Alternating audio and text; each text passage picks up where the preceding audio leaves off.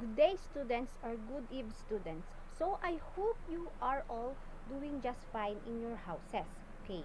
So before watching this video, make sure that you are not busy or you have already eaten.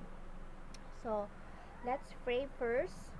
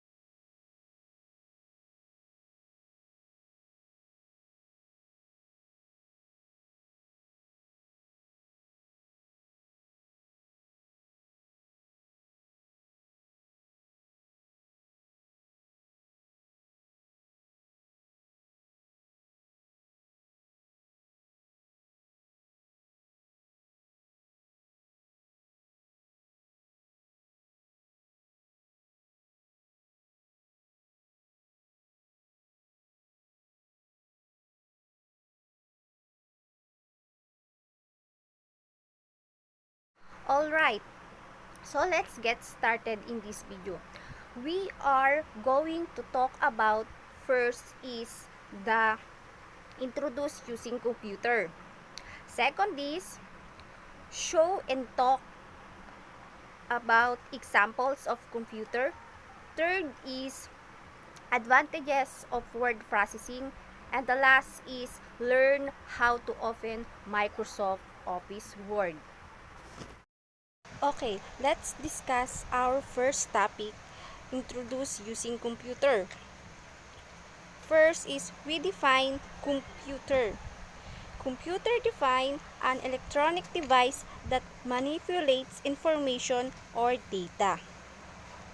And then for me is computer is one of the greatest invention of human mind.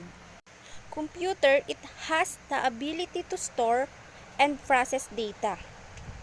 You may already know that you can use a computer to type documents, send emails, play games, and browse the web. Computer is a good for education and all related activities. Consider a fact that usage of technology is within individual's hand. When it comes to education, computer benefits in a numerous ways from Google. You can manage and keep record all the lecture and materials requirements to study. It is good source of exploration as you can play games, use internet, create documents, and etc. and lot more. For our second topic, show and using computer. I give you some examples. There's a lot of uses of computer. I give some of the examples in business, education, healthcare, retail and trade, government, marketing, transportation, working from home, social, weather, forecasting, robotics, and etc. and the communication. In education, computer can be used to give learners audio-visual packages, interactive exercises, and remote learning, including tutoring over the internet. They can be used to monitor student performance, including through the use of online examinations, as well as to create projects and assignments. In science, scientists were one the first groups to adopt computer as work tools. Computer can be used for research, sharing information with others, especially both locally and internationally. Communication. Computer have made real-time to communication over the internet. Easy video conferencing services such as Skype, Google Meet, Video call, families, classmate, online class can connect with audio and video meeting between participants. Social. Computer have often up many ways of socializing. Social media enable people to chat in text or audio in real time across large distance, as well as exchange photographs, video, and memes. Dating sites and apps help people to find friends. Let's proceed for our third topic, the advantages of word processing. Before that, what is word processing? Word processing. Using a computer to create, edit, and print documents. All computer application, word processing is the most common. To perform word processing, you need a computer, a special program called a word processor, and a printer. A word processor enables you to create a document, store it electronically on a disk, display it on a screen, modify it by entering commands and characters from the keyboard, and print and a printer.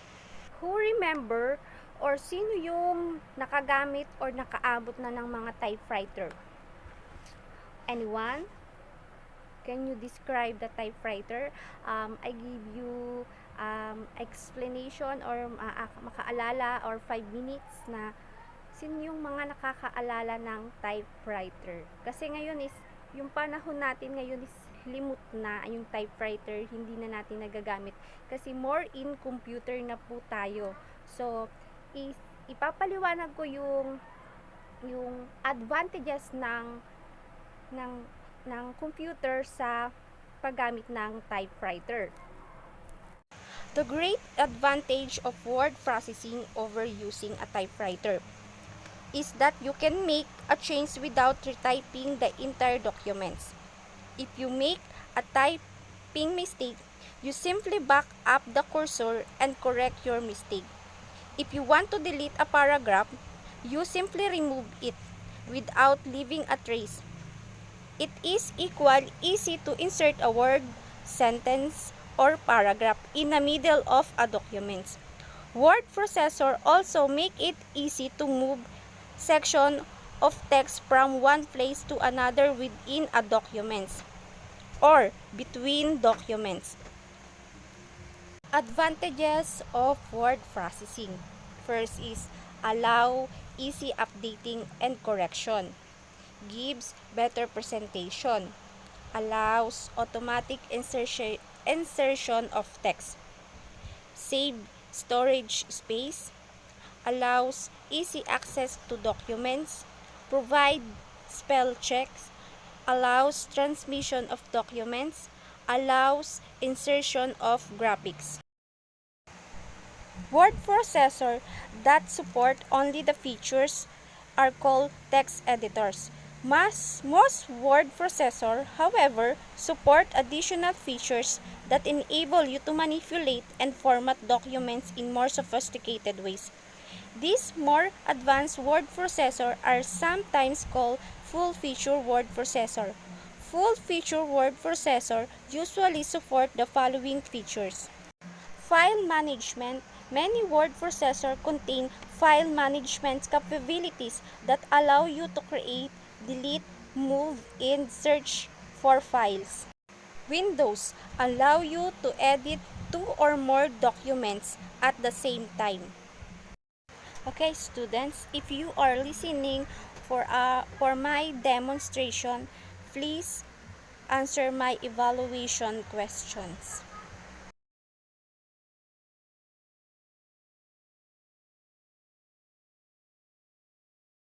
Magsasend na lang ako or mag-share ng video para dun sa how to open Microsoft Office Word para mas maintindihan nyo kasi mahirap ang sitwasyon ko ngayon kasi kulang po ako sa gamit, kaya I'll send na lang po na another video para po dun sa video. So Thank you for watching my pakitang turo or demonstration teaching. So I am Miss Mary Dayan Oriel. I am a regular student. I am said English 1B. Thank you po. Sana po ay may natutunan po kayo sa aking demonstration teaching.